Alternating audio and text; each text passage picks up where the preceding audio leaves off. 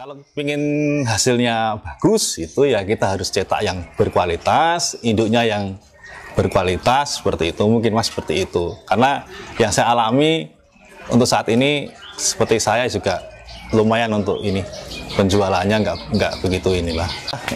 Karena saya itu peternak baru dan dari kampung, nggak ada yang media yang mengekspos, ya inilah hasilnya ya seperti ini. Harus berlahan-lahan tapi pasti itu aja.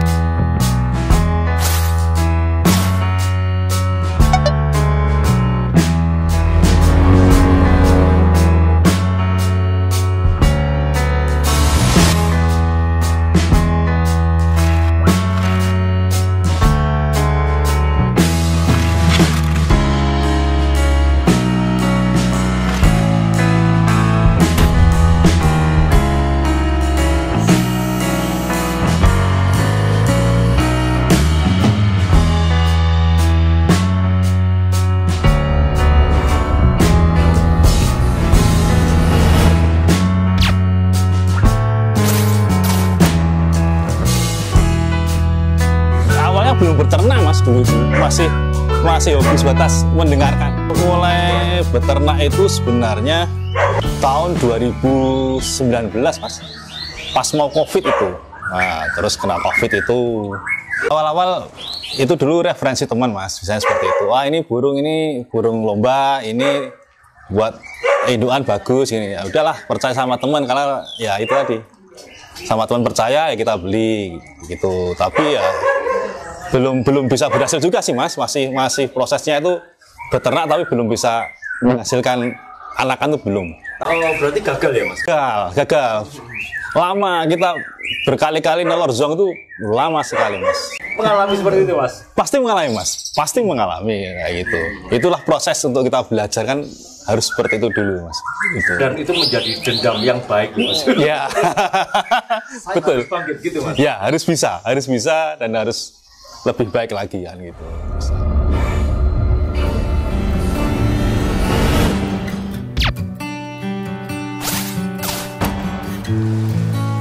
Sering waktu kan banyak teman, banyak relasi, ketemu saudara juga. Itulah yang motivasi saya untuk bisa berternak ini.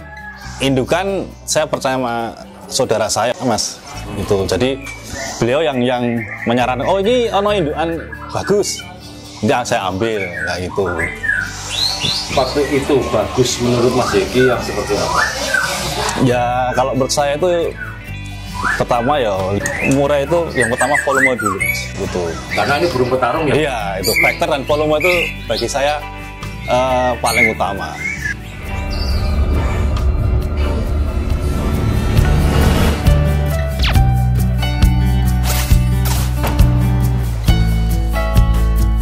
Proses penjodohan dan sebagainya ada kendala nggak di awal-awal? Ya, karena saya otodidak Mas, banyak Mas. Kendala betina dibantai, jantan kena bantai juga ada itu. Satu jantan bantai 5 betina ya pernah. Pernah ngalamin? Pernah ngalamin Mas. Dihitung ruginya sudah banyak ya? Banyak Mas, ya banyak. Kalau itu dulu kan masih murah, kan harganya nggak seperti sekarang gitu. Masih lumayan dulu. Mahal sekali. Ya untuk ukuran saya mahal. Jadi dimurah ya Mas? Iya, dulu masih dimurah itu Mas. Kalau sekarang kan sudah banyak peternak, sudah banyak yang bisa pelihara Mas murai. Jadi ya mungkin ya murai itu sudah merakyat lah sekarang, udah nggak seperti dulu. Itu. Oke, dengan fenomena seperti ini Mas, harga murai yang merakyat bahkan di bawah merakyat ya, iya. Murah sekali. Apa Mas Eki masih bertekad untuk meneruskan program ternaknya ini Mas, gitu loh Mas? Kalau saya tetap masih Mas, karena itu kan kita punya pasar masing-masing tuh Mas. Akhirnya kalau kita punya indukan yang bagus, pasti nanti kita jualnya juga masih lumayan lah Mas. Itu apalagi kalau kita punya sampel anaknya yang sudah poin atau mungkin bisa juara, ya itu nanti juga akan mengangkat kita juga gitu, ternakan kita itu.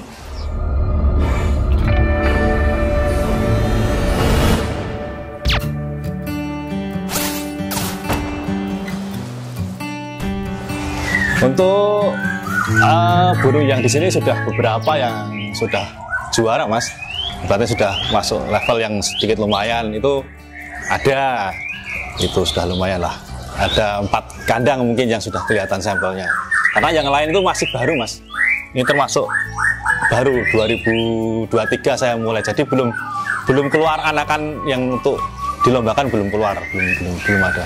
Untuk kandang recommended mas, teman-teman yang di luar mungkin tanya nih mas, kandang recommended itu anakan mana dan mana mas yang sudah ya idenya paling kenceng nih mas.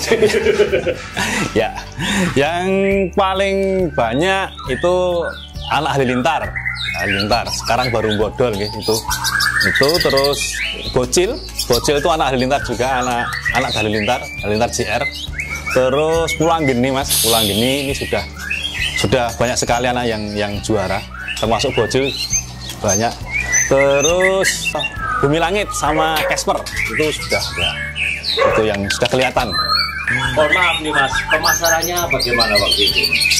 Pemasarannya ya cuma dari teman-teman sih mas, semua awalnya dari teman ke teman gitu. Terus ya nanti kalau ada yang lomba atau juara nanti biasanya cari anaknya, cari adiknya.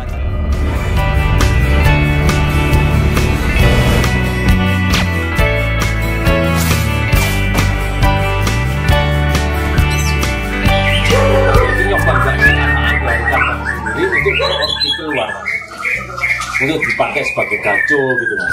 Oh ya, ada mas, ada. Ini yang anak ini, pulang gini ini selama ini sementara ini baru ini yang saya jadikan gaco ini. Ini terus anak halilintar 1, anak bocil 1, itu yang sudah kelihatan. Kuat nggak itu mas burung itu? Ya lumayan mas. Main sudah di kelas apa itu mas kira-kira mas? Ya paling lingkup kota Jogja sama ini mas, Klaten, Solo, Sukoharjo itu baru situ. Ya semoga bisa ke yang lain nanti. Gaco yang dipakai mas Yegi sekarang ini siapa aja sih mas yang dimainkan di lapangan? Untuk saat ini tanpa aran, tanpa merek, terus si itu bocil JR, terus satunya lagi Bumi Langit JR itu sudah keluar. Itu terah sendiri semua? Semua punya kita sendiri, hasil kebun sendiri. Menurut Mas Yegi mewah nggak sih itu mas? Kalau nggak mewah ya nggak menang toh mas. Sorry mas, itu lintas EO atau? Lintas EO mas. Lintas EO ya? Iya. Berarti kan artinya kan banyak yang ngomong nih, burung saya di EO ini dengan pakan seperti ini menang. Iya, iya. Di EO yang lain dengan pakan seperti itu nggak bisa menang. Iya. Nyatanya ini berhasil mas? Iya, cukup berhasil.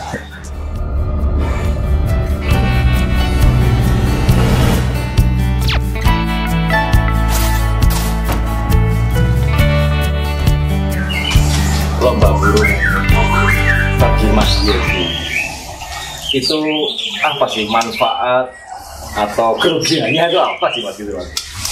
Kalau saya malah cenderung banyak manfaatnya mas, karena manfaatnya itu kita punya relasi teman yang semakin banyak. Karena saya paling suka punya teman loh, banyak teman-teman tuh semakin banyak dari komunitas burung ini. Dulu saya nggak kenal, saya sama jenengan, sekarang kenal kayak gitu toh. Jadi banyak teman. Bagi saya banyak teman, banyak rezeki mas. Kalau menurut saya itu ya, kalau ingin hasilnya bagus itu ya kita harus cetak yang berkualitas, induknya yang berkualitas seperti itu, mungkin mas seperti itu. Karena yang saya alami untuk saat ini seperti saya juga lumayan untuk ini penjualannya nggak begitu inilah. Karena saya itu peternak baru dan dari kampung, nggak ada yang media yang mengekspos, ya inilah hasilnya ya seperti ini, harus berlahan-lahan tapi pasti aja.